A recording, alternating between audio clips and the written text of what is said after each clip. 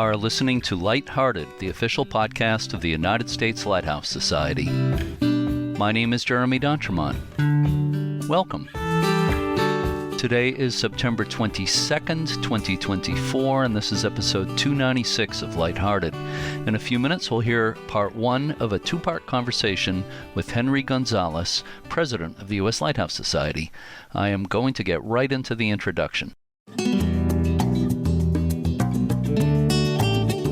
Henry Gonzalez was the U.S. Lighthouse Society's vice president for East Coast operations from 1999 until 2006. He assumed a broader role as the Society's sole vice president until March 2024, when he began a 4-year term as president. Henry also served 2 terms as president of the Chesapeake Chapter of the Society from 1997 to 2007. He was the project manager of the Thomas Point Shoal Lighthouse. Henry performs all of his lighthouse-related duties as a volunteer. In 2015, he retired from the federal government after a 31-year career in civil service as an engineer, project manager, and senior executive. I have been telling Henry for years that I wanted him on the podcast, and I guess I finally weakened his resistance. We had a chance to talk recently via Zoom. We will be listening, as I said, to part 1 today and part 2 next week. So let's listen to part 1 of my conversation with Henry Gonzalez now. I'm speaking today with Henry Gonzalez, who is the president of the U.S. Lighthouse Society, has been involved with lighthouses for I'm not sure how many decades, but maybe we'll talk about that. But Henry, it's great to talk to you today. Thank you for doing this. And thank you, Jeremy. It's been, or it is a pleasure to be here. I've listened to many of your podcasts, and now I get the pleasure of being the participant in one. Excellent. I'm glad you consider it a pleasure. I think it is, but we'll see what you say by the time we're done. But there you go. We'll aim for it to be a pleasure. So let's start at a logical place. Let's start at the beginning. This is probably a question you've been asked a few times over the years, but how did you get so interested in lighthouses in the first place? Okay, so how many hours do we have exactly? As many as we need. Okay. So this is an interesting story and not a typical story that you hear about how people got involved with lighthouses. And it started in earnest back in the 1992, 93, 94 timeframe. My wife, Chris, and I had just recently moved to the Washington, D.C. area for my career. And we bought our home in 1991. And we decided, we need some new furnishings around the house. And so we started going to arts and crafts shows in the area. And among other things, we needed some nice, paintings, framed artwork for the walls. And especially we were looking for something for our bedroom, for right above our bed. And we started liking this one artist that we saw at a lot of these shows. His name was David Knowlton. And he specialized in a couple of areas. And one of them was maritime scenes of the Chesapeake Bay, which was very near Washington, D.C., and in particular with lighthouses. His other theme was barns and snow hills of Virginia and that kind of thing. And so we kind of followed his work a little bit. And after a year or two, we kind of decided, we really like this particular set of prints of lighthouses, offshore lighthouses in the Chesapeake Bay, and some working boats. And it was kind of like from the late 1880s, early 1900s. So we bought that set and hung them in our bedroom. And then I got kind of curious about learning more about the Chesapeake Bay and those lighthouses. And the names of the 2 lighthouses were Old Plantation Flats and Thomas Point Shoal. And did a little research on them. And of course, this is the early 1990s. The internet was not what it is now. Google searches and so forth were a lot tougher back then. But I found out that they were called screw pile lighthouses, and that the boats that I saw in these paintings were skipjack, working sailboats of the Chesapeake Bay. And so got a little more curious, did a little more research, and found out that there was a museum down in Solomon's Island, Maryland, a couple hours south of D.C., that had not only a relocated screw pile lighthouse called the Drum Point Lighthouse, but also a working skipjack. So we went down there, visited the museum, very much enjoyed all of their collections, but especially, of course, the lighthouse, the relocated screw pile lighthouse, and saw the skipjack as well. Now, on the way out of the museum, I noticed there was a kind of a brochure rack, and in that brochure rack, I saw a brochure for the U.S. Lighthouse Society. Those paintings and the research, my curiosity as an engineer, my interest in history, that led me to find out what those lighthouses were, and then going down to Solomon's Island, visiting the museum. So that's really when the lighthouse bug first bit me and held on to me. As I look back on it afterwards, I was looking through a family album of my parents one time, and I saw a picture of our family in front of Montauk Point Lighthouse at the end of Long Island. I was probably about 4 years old, maybe 5 at the most. So maybe the seed was planted way back then, but that's when the interest really held on and grew from there, from that first visit to Solomon's. Okay. That last thing you said reminded me of the fact that there are home movies that exist, that I think they still exist, of me in a baby carriage at St. Augustine Lighthouse when I was like 2 or 3. Oh, wow. So I like to think that's when I got the bug, but I'm not sure of that, but I like to think that anyway. So cool. As you said, it was a little bit of an unusual path into the lighthouse world for you. I think most people either start by photographing them or they grew up near a lighthouse, something like that. Yep. But getting in there through art is interesting. David Knowlton, that name sounds really familiar. I think he was a very well-known artist, wasn't he? Certainly up in the Virginia, D.C., Chesapeake Bay area. Yeah. Mm-hmm. Yeah. The name is somewhat familiar. And his art was very realistic. Mm-hmm. It's kind of the art that an engineer like myself would like, very precise. Yeah. Mm-hmm. Yeah. Often maritime artists didn't get the rigging or the sails right and that type of thing. Yep. So, yeah. So exactly. But you mentioned seeing the brochure for the U.S. Lighthouse Society. So was it soon after that you got involved with the society, or how did that happen? You betcha. I kind of saw that and I said, wow, look at that. There's even an organization that's focused on American lighthouses. So I filled in the brochure, mailed it in, and soon enough got a letter from Wayne Wheeler, the founding president of the society, and my membership card and things like that. Got my first keeper's log, our quarterly journal, in the mail, and went through that. And very much enjoyed reading the keeper's log. Very well-written articles, well-researched, and so forth. Very professional kind of publication that impressed me. And then a few weeks after that, I got a letter from Herb Entwistle. Herb was the president of the Chesapeake Chapter of the U.S. Lighthouse Society. And I guess it was a standard practice of headquarters of Wayne and the staff there to, as new members came aboard, they would, communicate the fact that there was a new member to the presidents of local chapters or local lighthouse organizations. So I guess that's how Herb found out about me and sent me a letter welcoming me to the U.S. Lighthouse Society, invited me to join the chapter. And oh, by the way, he said there's a great opportunity for us to meet some of our members, which is we're going to be making a trip down to Solomon's Island to the Drum Point Lighthouse to visit that. And we're going to go out on a skipjack out on the Chesapeake Bay and visit a few more lighthouses. Poof, twist my arm and sign me up.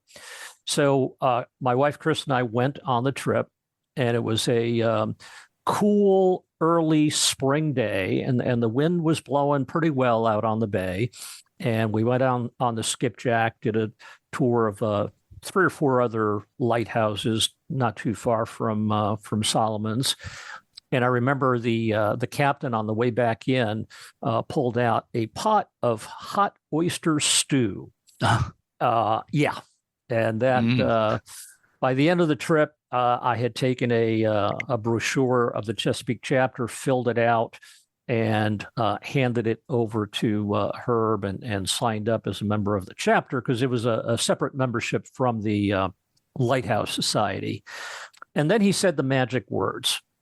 You know, Henry, we're always looking for volunteers to help plan some of our trips. Hint, hint. So he left the hint there, and a couple of 2, 3, 4 weeks later, I gave him a call and told him, hey, our family is planning our first ever family vacation to the Outer Banks of North Carolina. And there happen to be a few lighthouses out there. And I suggested, well, you know, maybe I could do a scouting trip and maybe develop some kind of a trip for the Chesapeake chapter. And Herb said, that sounds great. We've never done a trip outside the Chesapeake itself, so this would be our first one. So sure enough, we headed off on the family vacation, did some research, and met with Bruce and Cheryl Roberts, who had just recently founded the Outer Banks Lighthouse Society, and they were very helpful in helping me plan the trip for the chapter. And so we went back in December of that year. This is now 1995, and had a great time. Saw everything from Currituck down to Body Island, Cape Hatteras, and even Ocracoke. Took the ferry out there. Had a wonderful experience with that. And so at the end of that trip, Herb came over to me and said, Henry, you know, our vice president for the chapter is moving to Wisconsin. And how would you like to be the vice president for the chapter? And I said, well, I don't know. What's entailed? And he said, well, basically, you'd be in charge of trips. How's that? I said, well, I did the first one. I could do a few more like this. Sure. Talked it over with Chris, and we said, okay, let's do it. So I accepted his nomination, was elected vice president. And I spent most of 2016 planning and leading trips throughout the Chesapeake Bay and other vicinities like Delaware Bay and so forth. Excuse me for a second. You said 2016. Did you mean 1996? Yes, thank you. Okay. You know, a couple of decades difference. Well, yes. They all blur after a while. Exactly. 20 years. What's the difference, you know? And at the end of that period, I was kind of getting into, this is working out pretty well. And then in February of 1997, Herb unexpectedly came down with, I believe it was pancreatic cancer. He didn't last but 2 or 3 months, and he passed away in February of 1997. And over the last few months, I had been learning more about all the things that Herb did as president, and some of the other officers and members of the chapter were saying, Henry, you should be the next president and so forth. And I said, look, there's no way I can do everything that Herb was doing. He was retired. I was still mid-career at that point. So I called a meeting of our other chapter officers and other members that had been on trips, had helped plan trips, and said, look, the only thing we're going to make this happen is if we distribute the workload, all the many functions that Herb had been doing, and create some new officer positions. And so we agreed to that, and then I became the president of the Chesapeake chapter at that time. Mm-hmm. So now coming back to your original question about the Lighthouse Society overall, not just the Chesapeake chapter. As the president now, I started getting more engaged with headquarters, talking more to Wayne.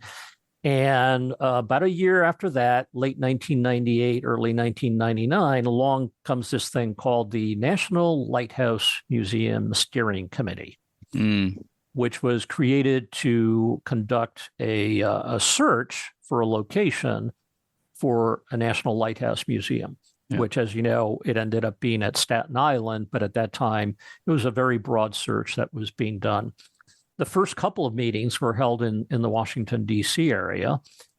Wayne, the society president, came to them, and he also suggested that I should be attending those meetings as another U.S. Lighthouse representative. So he contacted the chair of the committee, which was Ralph Eshelman, who later became a board member of the society. And Ralph said, "Sure, yeah, we'd love to have Henry." So I started attending those meetings, and that's where I met, if you will, the creme de la creme of the nationwide lighthouse community. Yeah.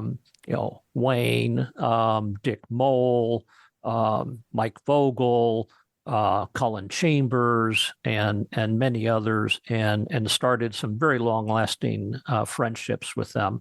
Mm-hmm. And right after that, Wayne, seeing that there would be more East Coast trips, and he was on the West Coast in San Francisco, he said, "Henry, how about I create a new position called the Vice President for East Coast Operations, and we make you the first incumbent for that position?"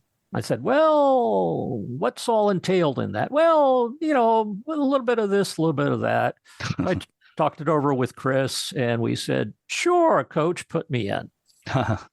And so I became the vice president of East Coast Operations. The East Coast Operations was dropped after about 10 years, and I became the sole vice president. And here we are 25 years later. So that's how I got involved. Okay. I'm thinking of a lot of things as you're talking. First of all, let me interject that the museum you've referred to a couple of times on Solomon's Island with the Drum Point Lighthouse is the Calvert Marine Museum, which I did visit for the first time just a couple of months ago in May, and really enjoyed that. It's been featured on the podcast. And Herb Entwistle also was a big collector of lighthouse postcards, and his collection of postcards is in the USLHS archives, digital copies of those postcards. And we've been gradually moving those postcards into the online research catalog as well. So people might see Herb Entwistle collection when they look at those postcards in our research catalog. Absolutely. So let's move on. Before we get more into lighthouses, obviously, that's our primary subject for today. But maybe just a little bit about your, you mentioned that you were kind of mid-career during a lot of the stuff you were just talking about. Can you say a little bit about basically your day job or jobs have been over the years? Sure, or my silly day jobs, as I started calling them once I got into lighthouses. My college or academic background was in ocean engineering. I graduated from Florida Atlantic University in Boca Raton, Florida, the Fighting Owls. They had a terrific program in ocean engineering. And ocean engineering is basically kind of a mixture of various engineering disciplines mixed in with a lot of oceanography courses. And basically, it's engineering applied to the oceanic environment, to the water environment. And so my first job was with, show you how far back this goes, the Western Electric Company, long before consolidation under Ma Bell and all that sort of stuff. And I was based in Greensboro, North Carolina, but I traveled around the world on oceanographic ships, conducting deep ocean surveys for the U.S. Navy, having to do with undersea surveillance. This was, we're in the early 1980s. The Cold War is very much still in play, and we had a concern about where are the Soviet submarines located. And I didn't totally realize this until much later, but the lighthouse bug was biting me again, because on every one of those surveys, when we went in and out of port, we would be passing lighthouses, either see them as day marks or even more fittingly at night coming back into port. So I went back to grad school after 3 years of doing that. That's where Greensboro is where I met my future wife, Chris, and we were engaged. And I went back to grad school for a master's in ocean engineering. Then I went to work for the U.S. Navy, designing and testing systems for undersea warfare. After about 3 years of designing stuff, my bosses said, Gonzalez, you're doing a fine job as an engineer, designer for stuff and testing stuff and so forth. But we see some skills in you that we think you'd do pretty well with project and program management. Would you be interested in doing that? I said, sure, coach, put me in. And then I asked them, well, what exactly is project and program management? And so I spent the rest of my federal career managing projects and programs where we developed new systems for the frontline mission of whatever agency I was working with. So for the Navy, these were undersea warfare systems that typically went on nuclear submarines. Then I worked, it was 15 years with the Navy, then 12 years with the Federal Aviation Administration, doing air traffic control systems. Quite a difference from going on the bottom half of the air-sea interface to the top half. But even then, there was a connection with lighthouses because air traffic control towers, they kind of like lighthouse towers, So 12 years with the FAA, and then wrapped up my federal career with the Department of Homeland Security, in particular the Immigration and Customs Enforcement Agency, as the executive in charge of all development programs at the agency. Mm-hmm. And I retired in April 2015, left the DC area for the beautiful Charleston, South Carolina area. Our house here is 18 minutes from the beach, Isle of Palms, and the Atlantic Ocean. That's 18 minutes without traffic. And as I like to say to my former friends and colleagues in the DC area, 19 minutes with traffic. Mm-hmm. So traffic here compared to the DC area is nothing.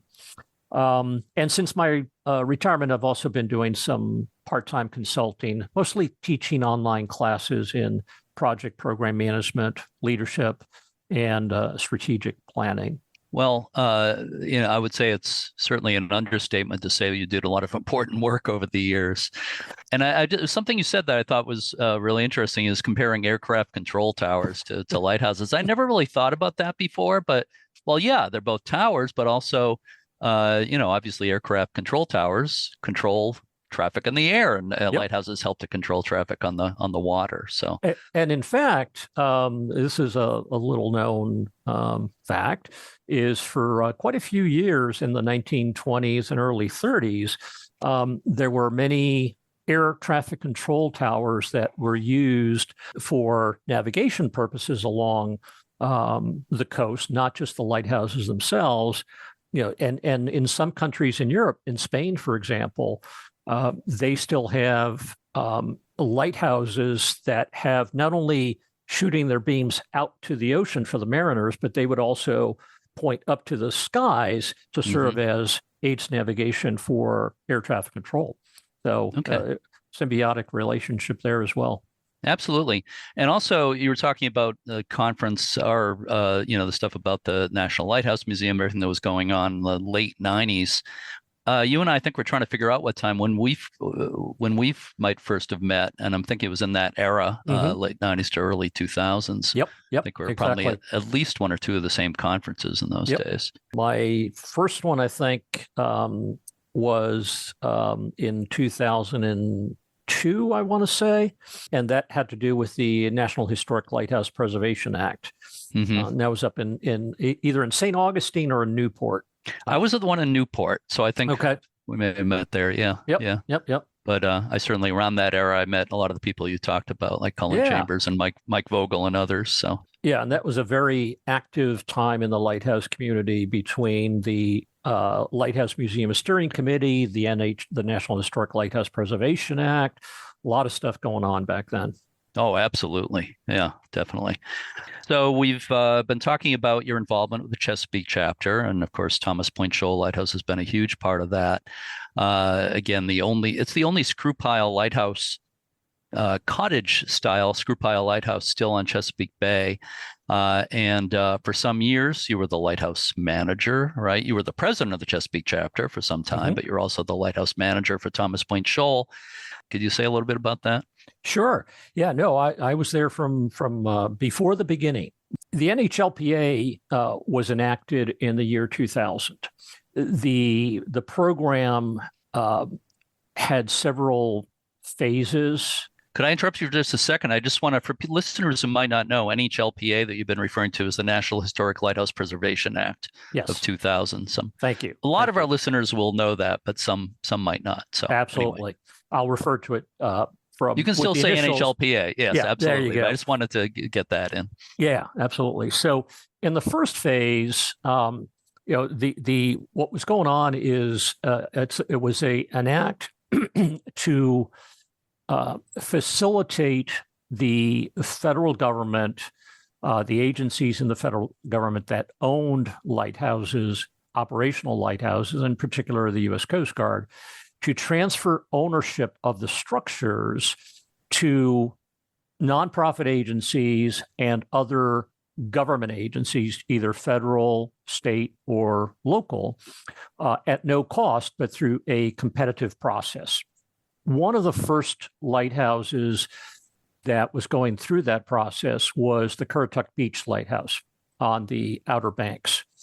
There had been a nonprofit organization that had taken that lighthouse, that light station, from a very dilapidated state over a period of almost 20 years, and really turned it into a wonderful attraction with completely restored keepers' quarters, restored lighthouse that was open for public tours and so forth.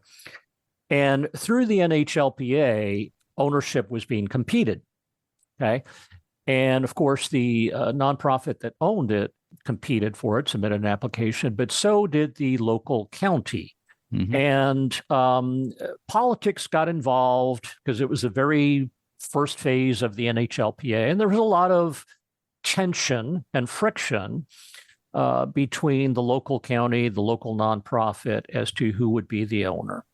In the end, the federal government organizations that made these decisions, primarily the National Park Service and their evaluators and the Secretary of the Interior, made the decision to award it to the nonprofit organization. Which was great. That's what the lighthouse community was supporting.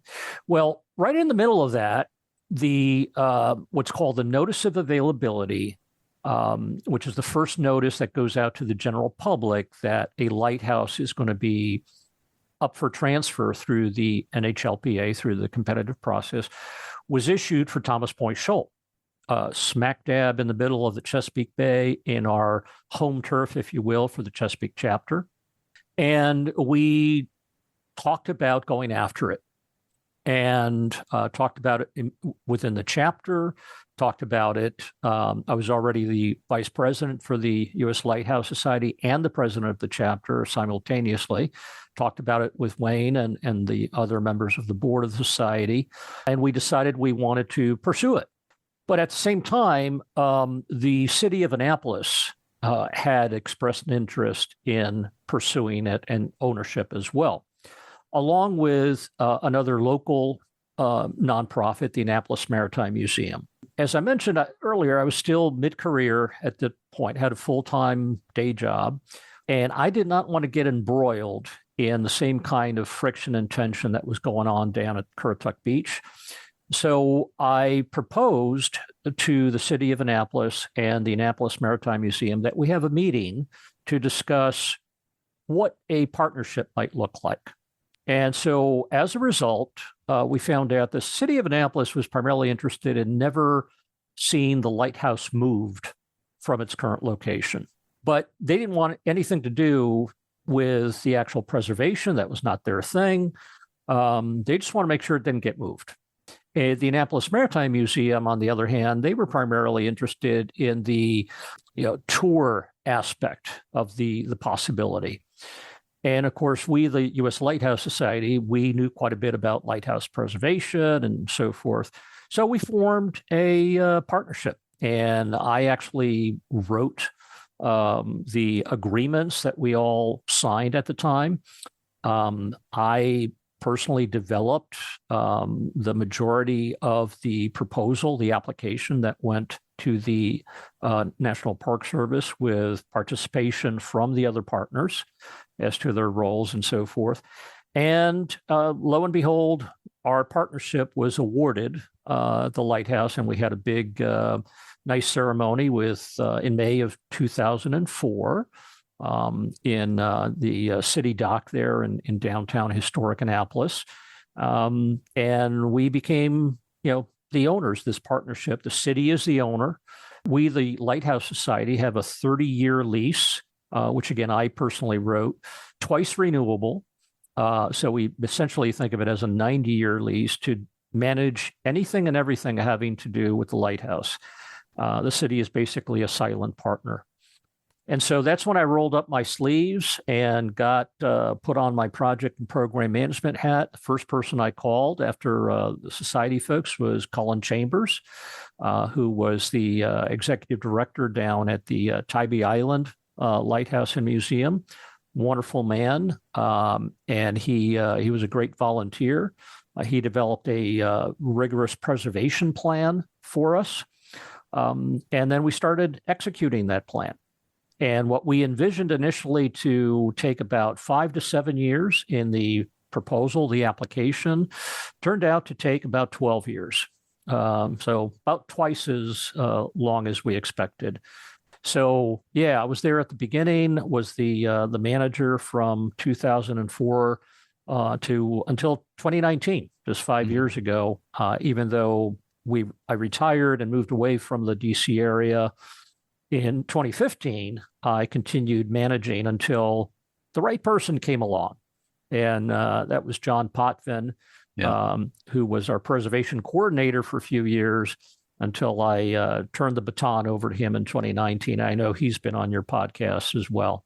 He has, and he's the one who took me out to the lighthouse recently. Yeah, yes, he sees it from his home, and he's got a dock in back of the house and the boat right there. So it worked out really nicely and went out at sunset.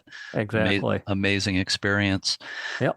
So the fact that you said the initial restoration took about twice as long as you originally thought, which is not bad at all. I know from experience, when you're talking about restoring offshore lighthouses, it's always more difficult and longer than you think it's going to be. Yeah. So an amazing amount of work has been done there and continues to be done. It's never finished. In fact, the dock was just swept away in a storm just a week or two ago. That's right. And they've rebuilt a temporary dock already, which is pretty amazing. Yep.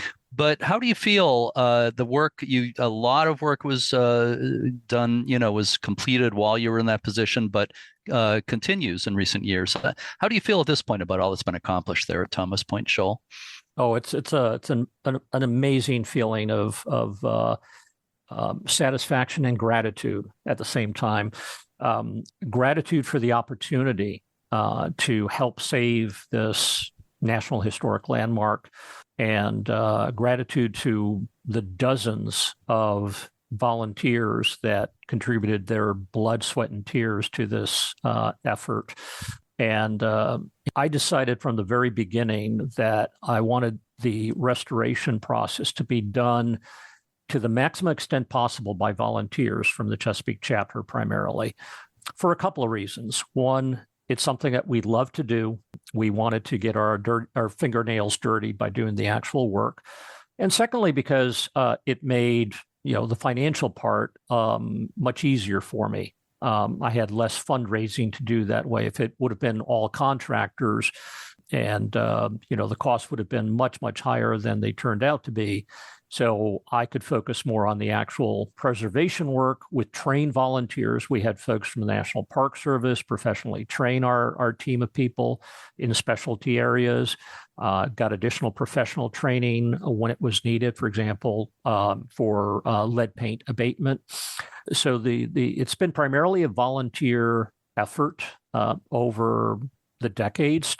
Even today, we have had to bring in contractors, obviously, where the skills and the speed with which things needed to be done would surpass what volunteers could do. For example, you saw that in the recent years, we replaced all of the steel understructure of this hexagonal cottage lighthouse that sits out on these piles, original 1875 piles, iron piles in the bay, but it is kept from moving torsionally by a myriad of steel beams and were called tie rods. And all of those were replaced between 2015 and I believe 2020, 21 timeframe. So yeah, the work still goes on. The interior of the lighthouse, as you saw, is complete. That was completed even just as I was getting ready to move away in 2015. But again, it's all a tribute to primarily the volunteers, their passion, their love for this lighthouse, their skills, their perseverance, their patience, et cetera. So we've come a long way, and now it's a matter of maintaining it and making sure that the steel gets coated every once in a while. It's a wooden cottage out in the middle of the bay, so we are constantly every year having to replace some of those wooden sideboards, clapboards on the outside of the lighthouse. It's a never-ending process. A wooden deck, wraparound deck. So, yeah, the work definitely goes on. Absolutely. It's a model restoration. I would call it a showpiece. I was so impressed when I was out there. On this trip, I also went to the screw pile lighthouses that have been moved to shore, and I'm not downgrading anything they've done at those museums that have them. They're beautiful also. But Thomas Point Shoal is it's one of the most beautiful restorations I've seen. Thank you, Jeremy. It's it's truly. I mean, I was just there this past week. Visiting once again and doing some work up in the lantern room. And every time I go out there, I still get goosebumps. Well, speaking of that, anything else you want to say about what's so special about Thomas Point Shoal Lighthouse? Sure. Well, first of all, I want to again mention John Potvin, our current manager of the lighthouse since 2019. And he's been doing a remarkable job and much better than I did in the sense that he's a local. As you saw, he lives within sight of the lighthouse. I lived in Northern Virginia, almost an hour commute to Annapolis, and we had volunteers from many different parts of Virginia, Maryland, and so forth come down to Annapolis. But being a local, he's been able to attract many more local people to participate in the lighthouse preservation and capitalize on his many contacts by being a local resident and a longtime sailor in the area. So my hat's off to him. As I keep telling him and his wife Pat every once in a while, I sleep very well at night, John, knowing that you're in charge up there. But the lighthouse, as I think I said in passing a little while ago, is a National Historic Landmark. And as you mentioned, it is the last cottage-style screw pile lighthouse in the nation. Once upon a time, there were 40 of them in the Chesapeake Bay. It's the last one. And so in that sense, it is an important, vital part of the history, not only of the Chesapeake Bay, but of other parts of the country where we had screw pile lighthouses that needs to be preserved.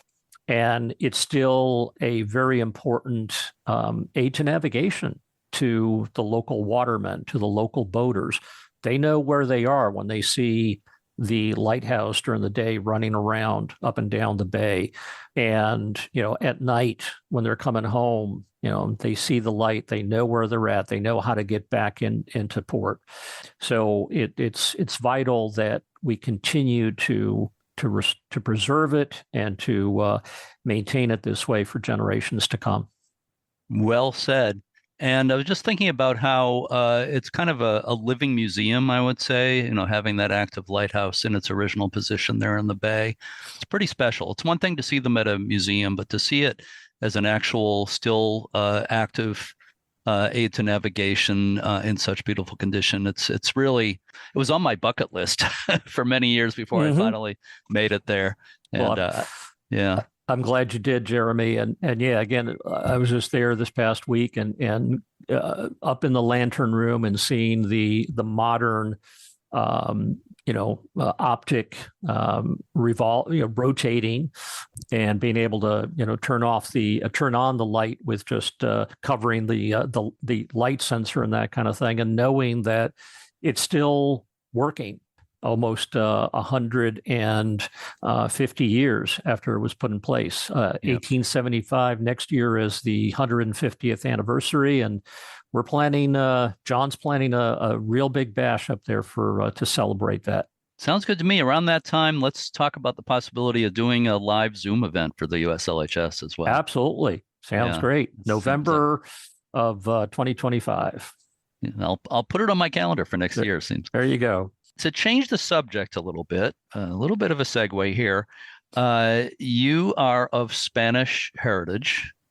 Yep. Maybe not a huge surprise considering your name. Mm-hmm. And that heritage has played into the work you've done with lighthouses. So first of all, what exactly is your family heritage? Great. So, name Gonzalez. So you can tell I'm not Irish or Scottish. My grandparents, all four of them, were born in Spain.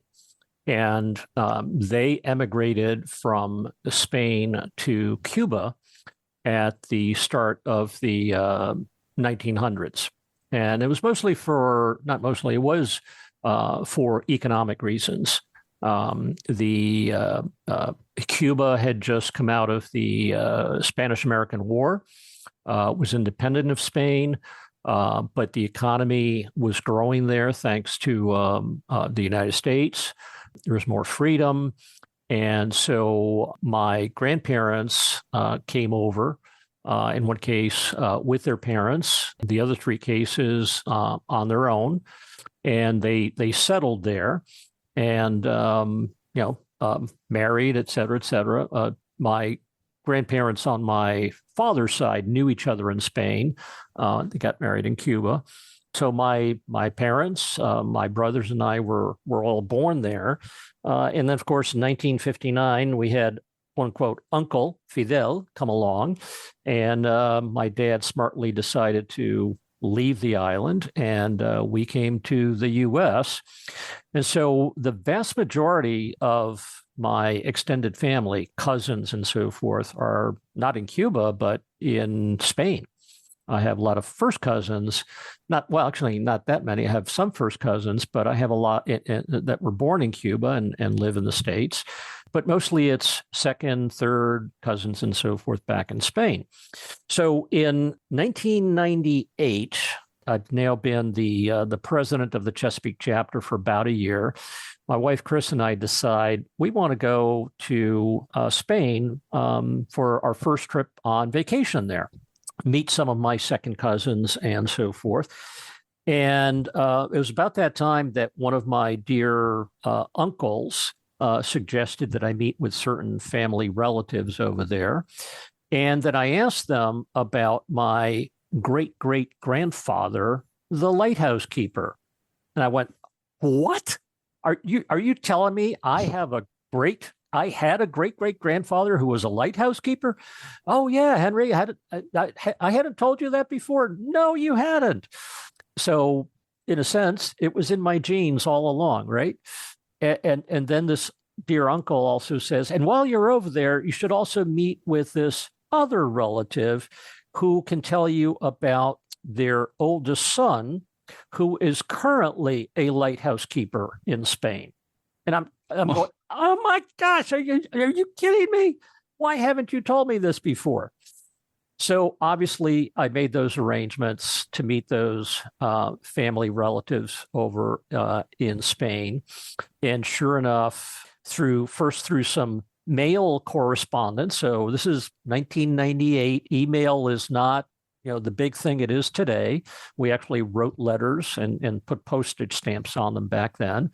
I exchanged letters with this third cousin of mine, who was a lighthouse keeper in the northeast part of Spain in the Basque Country.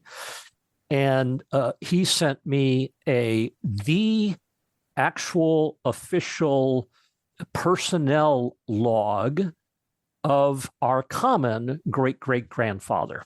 the lighthouse keeper. And it showed all the 9 stations that he worked at in his career from 1863 to 1904.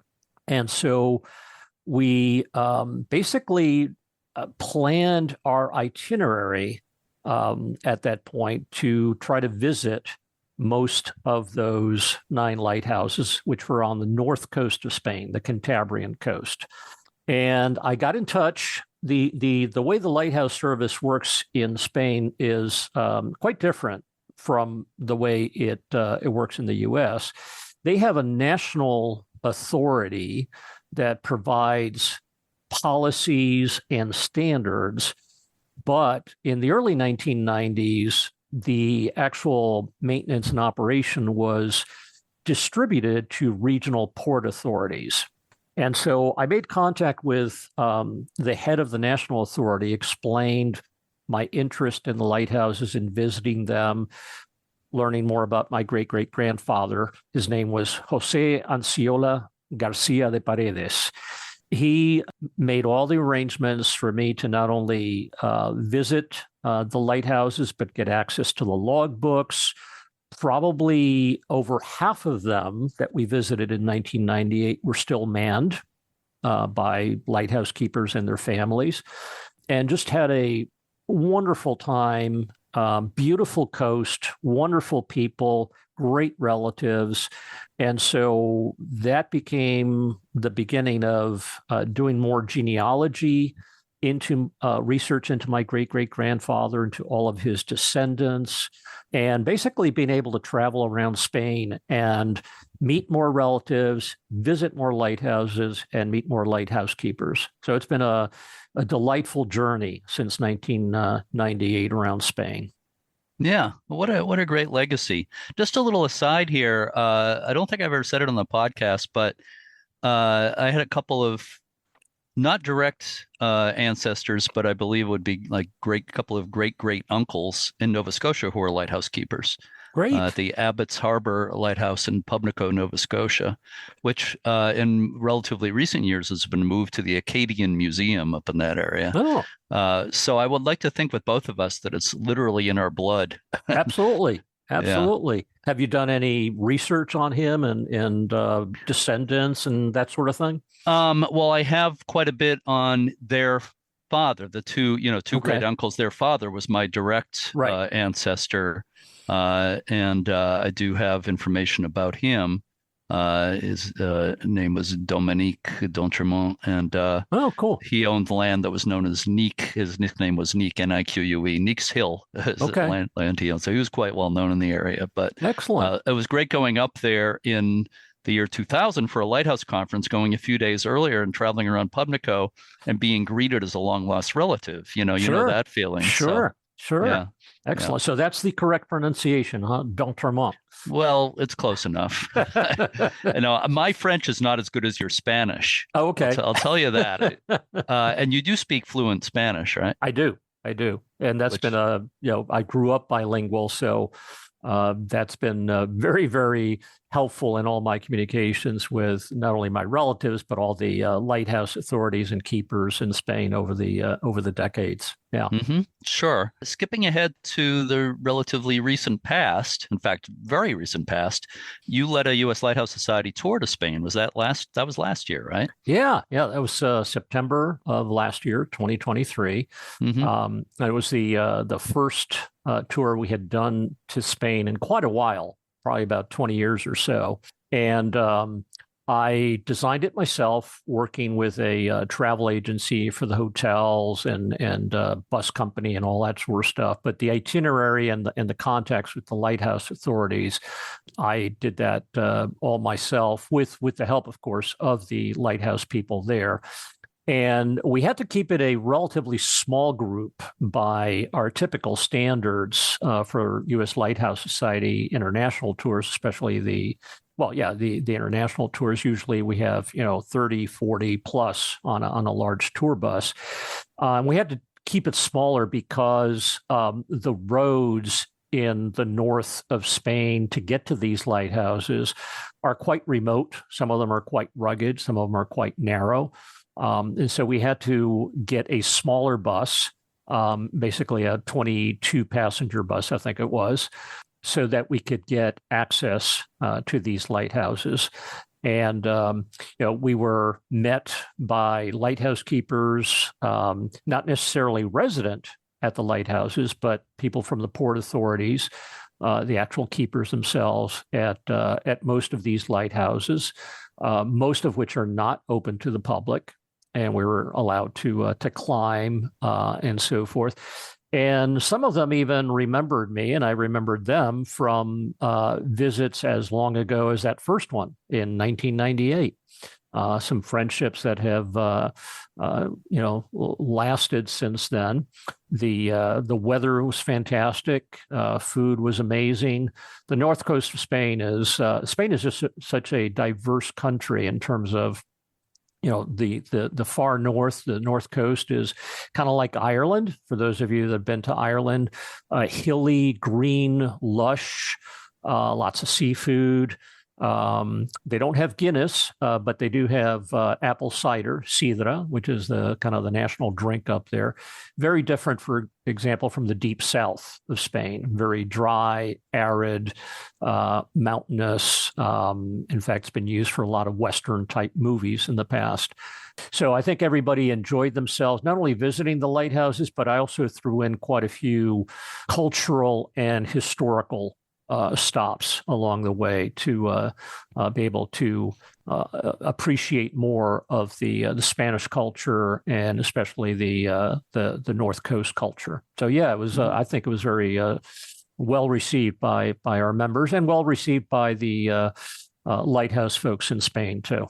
Sure, that's certainly what I've heard. You mentioned Ireland. Another thing about Ireland, I was there on a USLHS tour 2 years ago.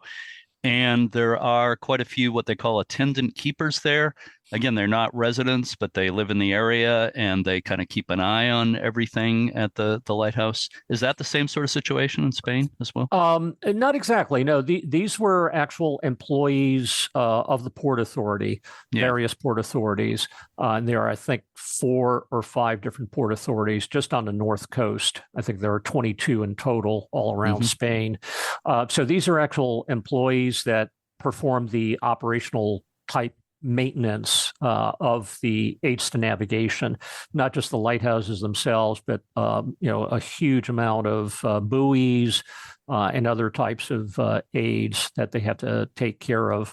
And I believe there were only, at this point, I think we visited something on the order of 35 or so lighthouses. And of those, at this point, there were only 1, 2, 3 that have resident keepers. They're all automated, including the ones where the residents are there. But that's a large contrast to my first trip in 1998 when over half of them were still manned. Yeah. So things have come a long way, pretty much following the path of the United States, the United Kingdom, and other countries as they've unmanned and automated over the decades.